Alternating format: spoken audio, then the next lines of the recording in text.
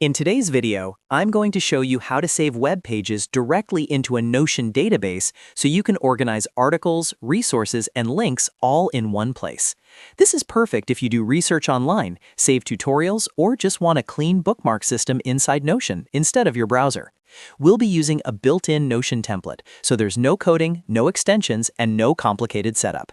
If you find this helpful, make sure to hit the like button and subscribe to the channel for more Notion and productivity tutorials. All right, let's jump right in. To get started, open Notion in your browser or desktop app and navigate to the workspace where you want to save your web pages. This can be your private workspace or a team workspace, either one works. Once you're there, look at the top right area of Notion and click on the small arrow or menu button to open additional options. This is where you'll find templates and other tools to customize your workspace.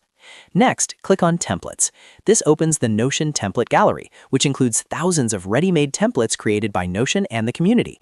Templates are a great way to save time because they already include databases, properties, and layouts that are designed for specific use cases. Inside the template gallery, move to the search bar and type the word bookmark. As you type, you'll see several results appear. What we're looking for here is a template designed specifically for managing saved links and web pages. From the results, click on Bookmarks Manager. This template is designed to help you save, categorize, and search web pages inside a Notion database. It usually includes properties like website URL, tags, categories, and notes, which makes it much more powerful than simple browser bookmarks. Once you're on the Bookmarks Manager template page, click on the Add button. Notion will now ask where you want to add this template. Choose Add to Private if you want this database only in your personal workspace. You can also add it to a shared workspace if you plan to collaborate with others. After adding it, click on Bookmarks Manager to open the database. You'll now see a fully set up Notion database specifically for saving web pages. From here, you can start adding new entries by clicking New and pasting in a web page URL.